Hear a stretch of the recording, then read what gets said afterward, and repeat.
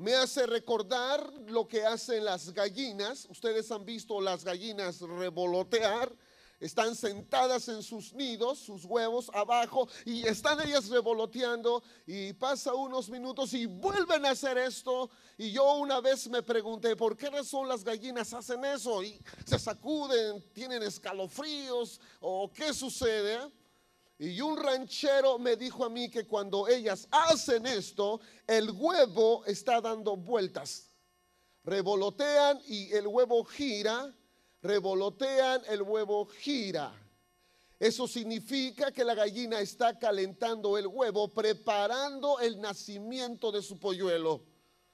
Más tarde el polluelo comienza a picar el cascarón para liberarse de ese huevo o de ese cascarón y ser libre, pero nadie tiene que ayudarlo. Nadie tiene que ayudar a salir o a nacer a ese polluelo.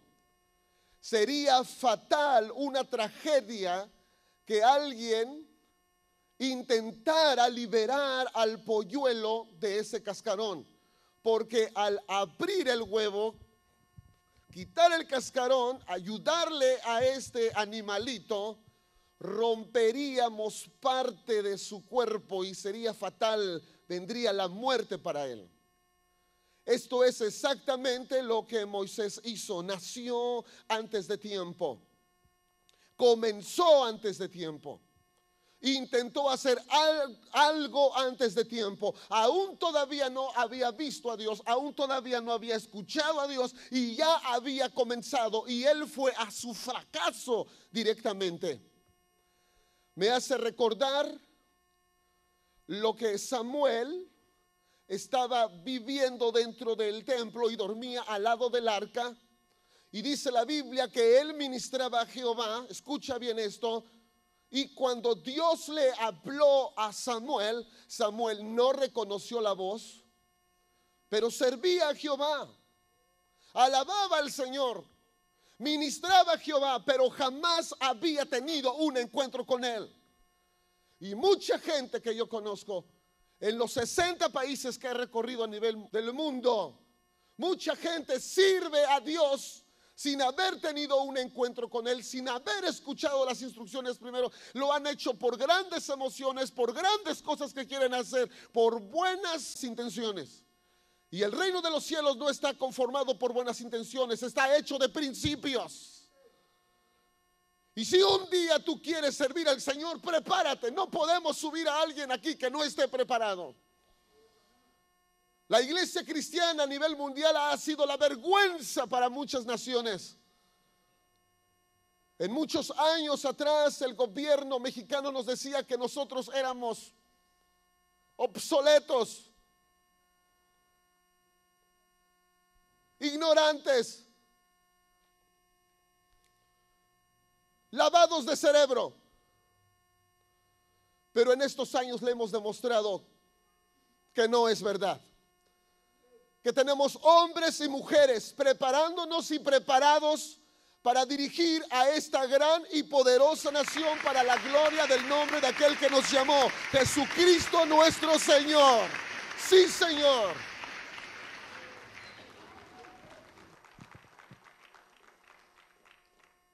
Lo que Moisés hace es tratar de intervenir en una situación de pelea y termina siendo un asesino.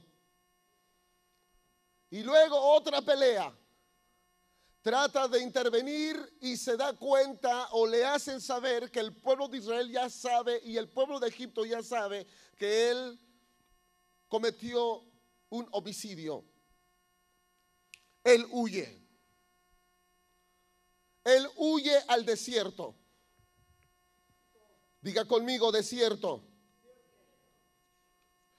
Él huye al desierto como único y último recurso. Pero te voy a decir algo sobre el desierto. Una de las cosas que el Señor hace con aquellos que son llamados es llevarlos al desierto. Cuando el pueblo de Israel salió de Egipto, fue llevado al desierto. Cuando Jesucristo, antes de comenzar su ministerio, Él fue llevado al desierto. Y Moisés fue llevado por el Señor al desierto. Y el desierto no es un lugar de aflicción. Escúchalo bien, por favor. No es un lugar de dolor. No debe de ser un lugar de quejas o un lugar de amargura. No debe ser el desierto un lugar de confusión o de soledad o de tristeza.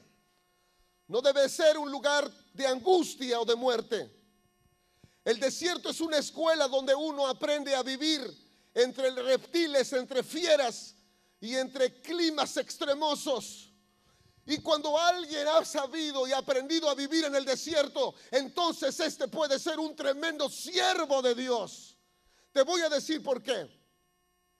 En el desierto es el lugar donde nos encontramos con nosotros mismos, con nuestros pecados, con nuestros errores. Ahí es donde aprendemos los principios, las maneras. Ahí es donde el Señor se muestra con nosotros. La Biblia nos enseña que en el desierto Dios envió maná del cielo y proveyó para un pueblo hambriento. Ahí es donde el Señor envió codornices. En el desierto el Señor ahí estuvo como una nube para cubrirlos del calor, y en la noche era una lumbrera tremenda para ese pueblo. Ahí es donde el Señor les dio agua, donde solamente en el desierto había aguas amargas o no existía. Ahí es donde muchos hombres en el desierto tuvieron la experiencia con ángeles como Elías. Hubo sanidades después de que fueron mordidos por las serpientes. Hubo milagros y prodigios en el desierto. Y muchos de nosotros, cuando estamos en un desierto, solamente vivimos quejándonos, diciendo lo que nos está pasando. Nuestra fe se baja de nivel y un grado alto de incredulidad se manifiesta sobre nosotros. Por eso es que el avivamiento se ha retrasado en Tijuana, en México, porque los hombres y mujeres no alcanzan a entender lo que Dios quiere hacer con nosotros, aun cuando estemos en el desierto. En el desierto, Dios levantó a un animal, a una bestia, a la que nosotros le llamamos camellos. Son animales o bestias de carga. Y viven ahí. Ahora que estuve en los países árabes y entre ellos Marruecos, estuve en el desierto de Sahara y estudié a esos animales. Los camellos hacen caminatas largas bajo el sol y bajo climas extremosos. Pasan semanas y semanas sin beber agua porque tienen aguas en su interior. Pasan tormentas de arena. No viven dentro de las tiendas. Cuando hay una tormenta, su dueño se mete a la tienda, el camello se queda afuera. O sea que no tiene privilegios. Los camellos producen mucha saliva y escupen toda la arena que se tragan en las tormentas. Y hay algo que me llama la atención. Cuando su señor se quiere montar sobre de ellas, el camello se postra para que su señor se suba. ¿Qué significa esto? Tú eres llamado para largas caminatas, no para estar sin hacer nada. Eres un hombre diseñado para hacer trabajos esforzados y tomar la actitud de ser valientes ante cualquier circunstancia, ante cualquier cosa que pudiera sobrevenirte. Tú estás diseñado para tener las aguas vivas dentro de tu interior. ¿Qué nos dijo el Señor? Que correría dentro de ti las aguas vivas. ¿Dicen amén? La única defensa, dije que el camello es que produce mucha saliva y escupe la arena que se traga mientras está la tormenta.